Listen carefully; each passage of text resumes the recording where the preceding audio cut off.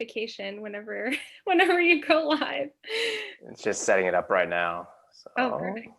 and we are live right now, actually. So, welcome everybody. Another live chat.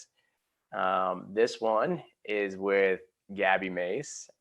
Some of you might know her from the Gratitude podcast. I'm actually really excited about this one because we've been doing now a series of interviews over the last few weeks. As you guys know, we're going to be launching on like YouTube and podcasts and all those different things. But this is the first one we've done with an actual student. So I know a lot of you guys in the FitBUX finance group at Turnaround or on like the OT new grads group or PA new grads or whatever it is, have asked, well, like, can we do anything with students? And I'm like, yeah, we can do a lot with students. Gabby's one of those students that I've known now since before she started PT school. So before we start jumping into that, all that, Gabby, welcome. Thank you so much for having me on, and I'm so excited. I did not know I was your first student, so that is so special, and I'm so pressure's on. Yeah. Good stuff. Well, first off, like I said, you're a student right now. Let's actually start off before that. Where'd you go to undergrad school? What got you thinking about grad school? Influenced you to become, a PT, all that type of stuff. What led up to PT school? Yeah, for sure. So before even undergrad, my PT school really journey through this whole process has started since high school. And I knew that I wanted to be either an athletic trainer or athletic training major in undergrad or go the pre-PT exercise science route.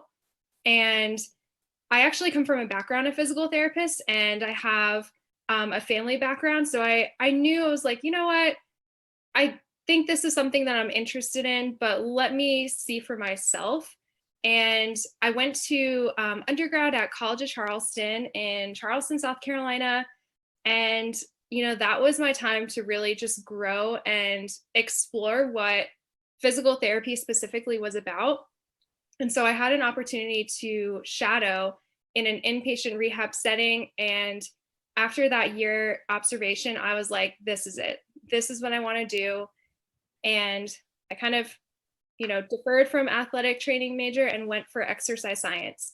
So that is what I majored in throughout college. I graduated with my bachelor's of science in exercise science. And after that, I actually took a gap year from undergrad because I knew that I wanted to get more exposure.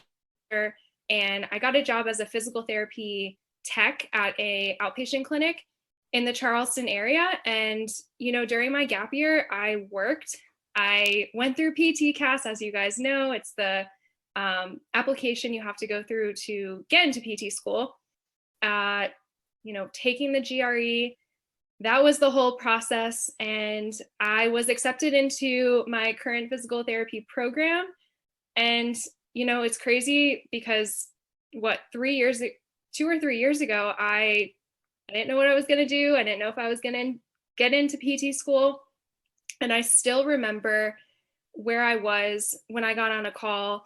And it was with it was with someone from FitBUX. And, I was able to speak with you. And I still remember it was after work. I was in the parking lot and I got on a call and I was like, I need to figure this out now before I start. I was accepted into school and I was like, all right, this is important because student loans, I'm going to have them. I already knew. And fast track to where I am now. I'm a second year physical therapy student, about to go on my second clinical rotation. And it's been a wild ride. Let's just say that.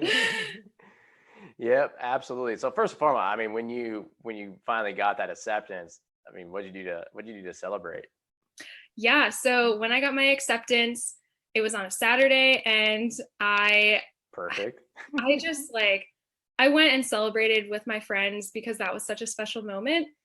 And I actually had from October until May of 2018 to work to save up. I traveled, and it was one of the best times ever. Just kind of doing what I want and saving up some money before I started school. And yeah, that's a time that I'll always remember and cherish because you don't really get that after you Yeah. start school. You don't really have a time like that in your life. Yep. Yeah, and a lot of people watching, you might have been just thinking to yourself, why did I even ask like about celebrating? I mean, this doesn't have to do with finance in general. This happens to do with anything you're doing. It's like when you have a goal, a lot of times what I see people is like they're so like, oh, I got this goal, and they do, and they get to the next one, they get to the next one, and then they just start burning out. It's like you got to have a way to celebrate things. I mean, just Mhm. little tiny things, just celebrate. I don't know, like go sit in a pool for a day or something, like just do something.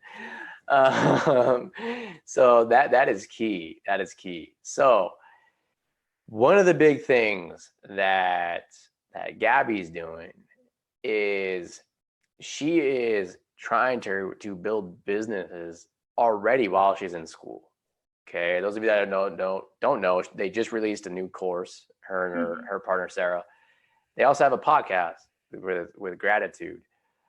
First and foremost, just I mean, what even led you down that path of saying, look, I just don't want to be a PT student. I want to start doing some of these other things. Yeah, for sure. So I really started to recognize this and realize it um, before I started PT school. And pre-PT grind, that was the co-founders are Casey and Joseph, and they really put that into me with investing in myself, and that's how I initially got exposed to it. And then, later on with one of my other mentors, Greg Todd. So really getting that investment in myself first. And shout out to Sarah. She is the best co-host, friend, and business partner. But with that story, she actually reached out to me over Instagram. So this was a message.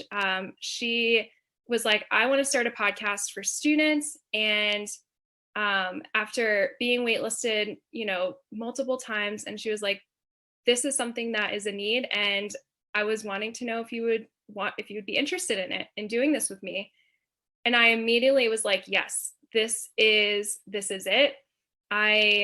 Before this, I was like, I was doing Instagram videos. I was like, I'll make a YouTube channel. But once Sarah messaged me, I was like, this is it.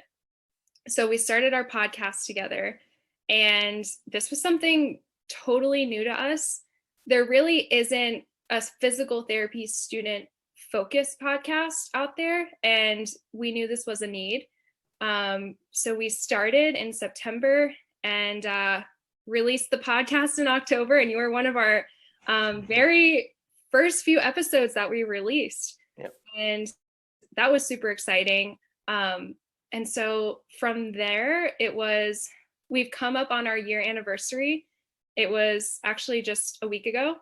And it has been the most incredible journey, like through this whole thing, starting a podcast, learning all these new skills, while also being a full-time DPT student, both of us Yep. going through this. Yeah, I'm gonna bring up those skills because that's a really important piece. Before I do that though, our first few interviews that we've done, it's been talked about specifically people that have like paid off student loans really quickly or saved for the tax liability really quickly. And one of the common themes that they often bring up is they have someone there that is basically keeping them on track. And in your case, because you're not paying off student loans yet, you're not saving for retirement yet, you're not doing any of that stuff yet. It's really Sarah is that person, and you're that person for her.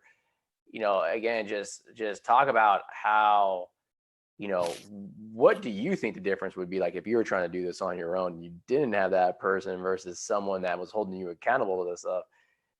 Speak to that a little bit. Speak about how she helps you do that, you help her do that, so on and so forth. Oh, I can totally speak on that because we have talked about it individually. And if I were to start my own thing, I know myself. And if I didn't have that accountability, I would have quit by now, especially getting to the point where we are today.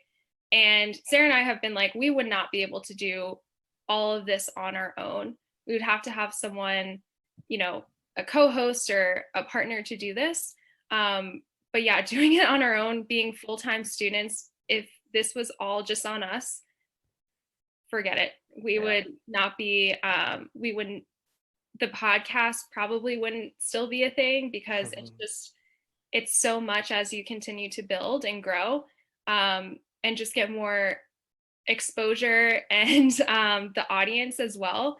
And yeah, both of us individually, we would not be where we are today. Yeah. And like you said, building those skills, okay, and investing in yourself.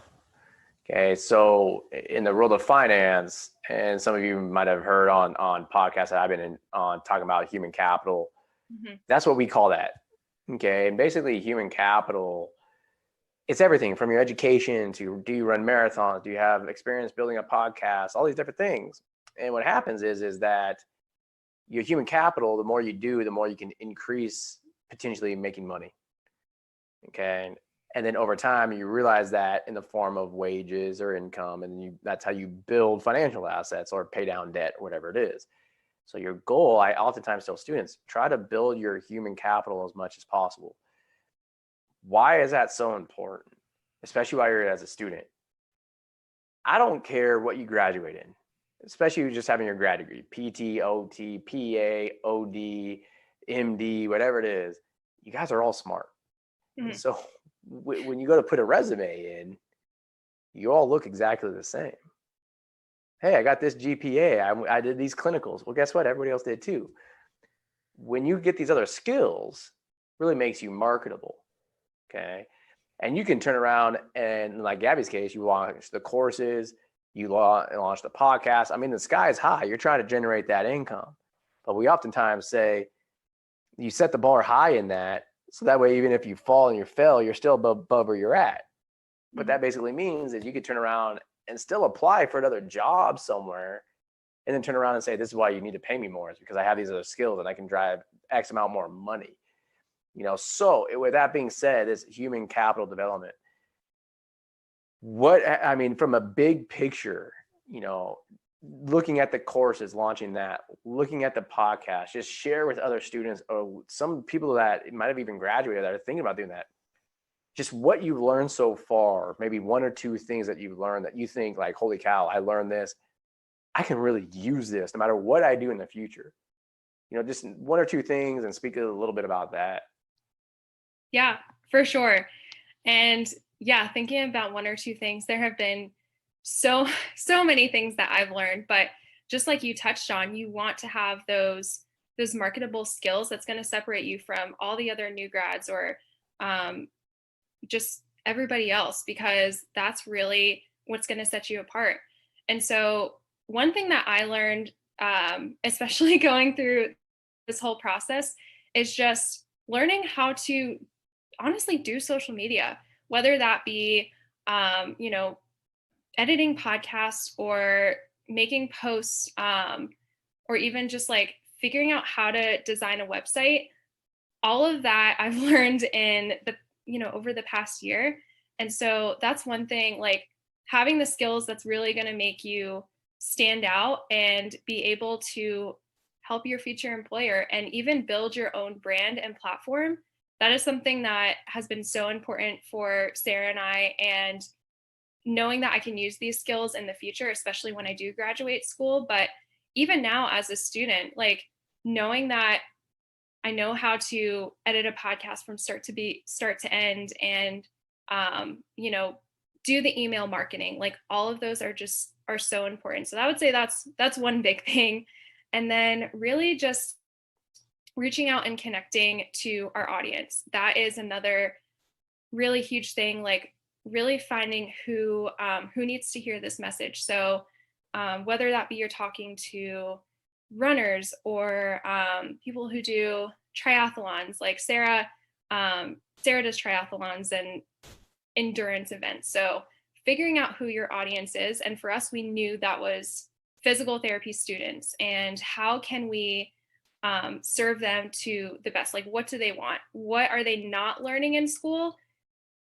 The skills that PT school or OT or PA, what they don't teach you, Mm-hmm. and how to generate income from that with like scheduling it on your time, having the time freedom, because once you get out of school, if you can come out with less debt, then that is a big goal for students. They want to be debt free and have not as much debt as you can. So Yeah, like you brought up the social media stuff, and I mean, like when we started FitBUX, I mean, I hated Facebook. I was never on it.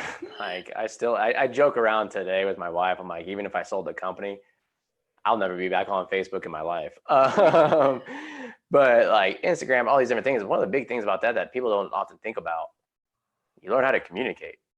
mm-hmm. You learn to focus on words. And I mean, you might turn around and never work a day on the rest of this stuff once you graduate and just say, I'm just going to become a PT. But those communication skills that you build are going to help you talk to the patients, Mm-hmm. because you're going to understand, okay, if I use this type of wording or this type of wording, or if you open up your own clinic, what can actually drive people on the marketing side? How do I do things like Facebook with targeted advertisements for locations? Then you take it to the nth degree, start doing Google ads and all that type of stuff. Like it's phenomenal. And these skills, once you have them, nobody can take them from you. Like that's one of the cool parts.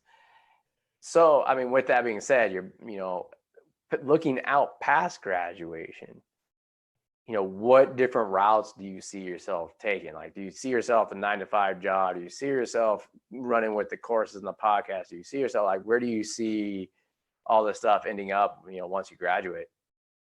Yeah, for sure. So that's definitely something that I've really thought about, especially since Sarah and I have our platform and we've built our business together. And we know, gratitude is not stopping after we graduate because, we found our passion. And I know personally, I actually had to do a project with this, it was actually last semester, and figuring out what is your, 5, 10, 15-year plan. And personally for me, I know I don't want to work 9 to 5. That is not me.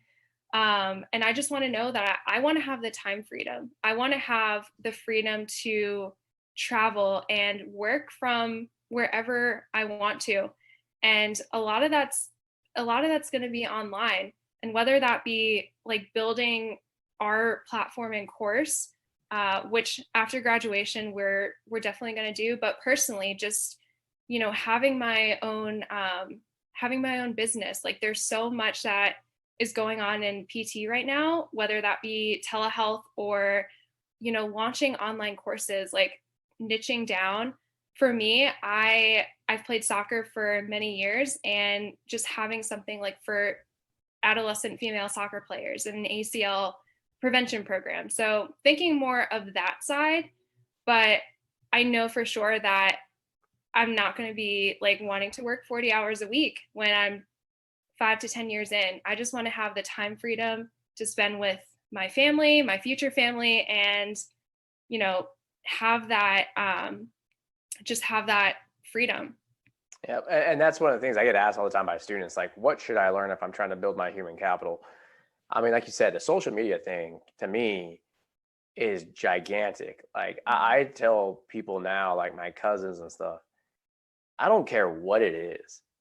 Like, give me something, and I know that I can make it profitable now through social media, because marketing is so cheap if you know how to do it and do it right. Like you said, you could take a niche like soccer players for adolescents, and if you know this stuff, you can develop an entire website, an entire course around all that stuff and generating traffic, really monetize anything. The sky's the limit. And that's one of the big things that we just talked about. For those of you that don't know, we rolled out a course this last week. I talked about one of the keys to budgeting is that people too oftentimes focus on expenses, and that's all they want to do is cut, but you can only cut those by so much. Income, you can grow infinitely. There's no cap. Mm-hmm. And that's what Gabby, that's what you're doing, is basically saying, well, what can I do to focus on my income, especially right now while I'm in school? I have plenty of time. I don't ever study. No, I was joking. That was me. But that is awesome to see. And then, there's one other, real concept that I'm to talk about in terms of that income and whatnot. But before I go into that, like you talked about Sarah, I mean, have you gotten a chance to talk to other students about this stuff? Like, I know that there's some people in your courses, what motivated them, or like if you talk to, your classmates, for example, I mean, what is their reception to some of the stuff? Like, are they like, yeah, I want to do that? No, I'm just sticking to the 9 to 5, or what have you learned from communication, like all the stuff that you've learned to say, hey, try to motivate these people to do some other things? Yeah, communication. Oh man, I can't even tell you. That has been such a huge thing for me in PT school, and specifically this year. In PT school, like how to communicate with patients and having the podcast, like just interviewing guests, that has been a huge thing. But right now, there was one point, especially in my first semester of school, I was so locked in. I was like, you should branch out and do your own thing and go that entrepreneur route. But I learned the hard way that not everybody is at that place. And I really just had to take a step back and say, okay, like, I want to do this. Not everybody wants to be an entrepreneur. Like they'd rather do the 9 to 5 work, have their weekends, like, and just do that. And that's totally fine. But it wasn't until that I was realizing like you can have a side hustle in school, and just encouraging people who want to open their own businesses and um, want to be practice owners, that you can start this now and start developing the skills in order to do this for after graduation and even the long term. And so really just talking to students and saying, social media, you can learn how to design a website, video edit, like do all of these skills, make income now, and it's possible, especially as a student, like a grad student, it's totally possible. And that's the big thing. It's just, it starts with investing in yourself, because if you don't believe you can do these skills and, have your own business, like a lot of physical therapists and a lot of my mentors, they didn't have this whole, focus on opening their own business. And it wasn't until they learned practicing for, years and saying, wow, I'm burnt out. Like, I don't want to do this anymore. How do I create my own thing? And it's so crazy how you can learn this so early, and really just set yourself up for the future. I think that is the biggest thing, and really getting students to believe that it is possible, and then that they can go that route if they prefer it, or even change their mind later. Yeah, and some people ask me, well, when should I start learning it? The earlier, the better. I mean, The earlier the better. Yeah. I just started having my 2.5-year-old start shooting videos with me the other day. Oh my Actually, God. she kind of just saw me shooting it, and now she's obsessed with seeing herself on the computer. So, Start them early. yeah, exactly. So one big thing, and I like to really talk about in these interviews, like lessons to learn. Okay. And we talked about a lot of them already, but one of the big things about like, okay, investing in yourself, building that human capital asset, how all that stuff works. But one of the big things I want to touch on, just simply because like in our live Q&A yesterday for one of our courses, like we were focusing on income. Okay. Mm-hmm. And in that, I talk a lot about the difference between active income and passive income. Okay. And those of you that don't know what that is, active income is like wages and W-2s and whatnot. Passive income is what you're trying to drive for, because that's when you have enough passive income to cover your expenses, that's when you can retire. Okay, that's when you're wealthy. A lot of these things that Gabby's talking about, like the podcast, blogs, all these different things, all the time people ask me, well, how can you generate passive income? For most people in this country, it just simply means their retirement and their investments from like interest and dividends from their retirement. These things that you're creating, they create passive income. Even if down the road, you just let it go and now you got the website and it's only generating $200 a month. That's great. Like that's $200 a month you didn't have before, and you don't have to do anything anymore. The content's created, it's already there. That's the cool part. Not only that, but you might be able to start building other things out. Like, okay, here's my experience. I'm going to go write a book, for $10 a month, or $10, and you sell that. Now that's out there, and that's generating passive, and it just keeps building and building and building. I know you guys just started launching, the courses and the podcast. But I mean, you look at it just to show you might not be generating revenue, the passive income off of that right now. But like you mentioned, I was on one of your guys' first podcasts that you launched. When you go back and look at those first few that you did, okay, do you still see downloads from those today? Yes, we do. And a lot of those, especially the first few episodes, those are still our highest listened to plays. But it's funny that you bring that up because our 1 year anniversary for the podcast release was last week. And we both went back, and the beginnings, it really shows you how much you've progressed over the year, because those first few episodes that we did they weren't great. Let's just say that.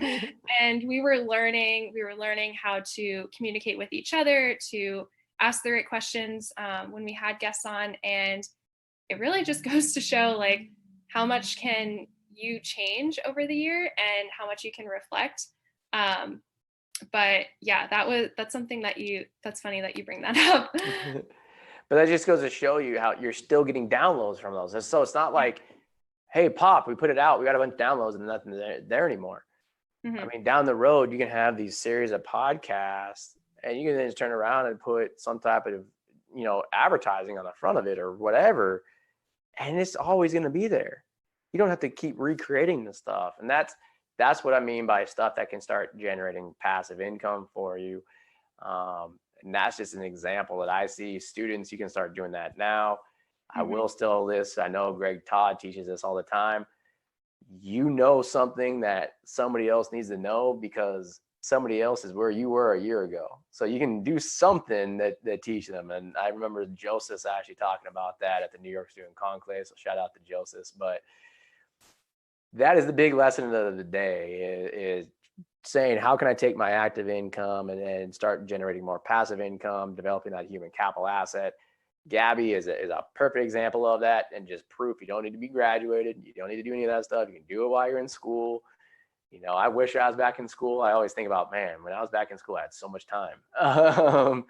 But with that, Gabby, any last words of encouragement, any lessons you want to let everybody else know, whatever it is, any last word you want to share?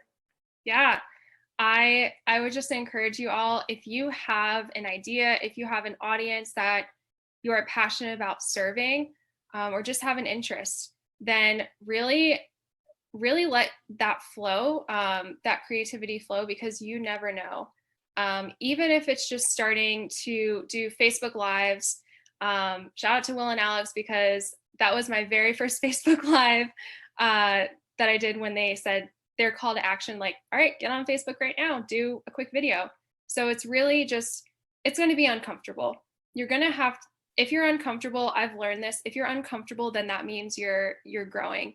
And if you're comfortable in a place and you're just like settled, then you're not learning. And be in those uncomfortable situations, because that's really going to make you so much better, when you look down the line 6 months, a year. And so I would encourage you, if you have an audience that you're really passionate about serving, go for it. Find the Facebook groups, put on Instagram, like share videos of your story and say, hey, I've gone through this, because someone else listening is going to really resonate with that. And so that would be one of my biggest tips if you are thinking about starting something online, whether that be a course, doing a webinar, a podcast, because that's a huge thing right now. And really just take it and run with it. You never know where you're going to be and where it's going to take you. And I think the other big thing I would say is the connections. That has been like, Sarah and I connected over social media. I don't know if you knew this, but we didn't meet in person from September until January of 2018, when we met at the ABTA Combined Sections Meeting Conference. So that whole time, we were doing everything over social media without even meeting in person, because we live in separate states. We live Pennsylvania and North Carolina. So that's like a whole different country. No. Yeah. But yeah, just like build those connections, because that is going to really open doors for you that you never would have thought. Like, and a big thing, what you're doing, what FitBUX is doing is just incredible. So utilize, like, all of you are in the group, but you never know where one relationship is going to take you. There's always 2 degrees of separation. I've learned that. So crazy how small this world is. So make those connections, find what you're passionate about, and you should be good. Yep. And I'm going to leave you with one statistic. And for those of you that are dreaming big, want to make, businesses and grow stuff, here's something that a lot of people don't know. The S&P 500, which is the stock market, top 500 companies in the country, over 70% of them were created in recessions. Okay. And the reason being is because their founders lost their jobs or saw their income and bonuses or whatever get slashed, and they had no choice. And they had an idea and ran with it. To Gabby's point, they weren't comfortable anymore. They didn't have a job. And those companies are now some of the biggest companies in the country. Okay.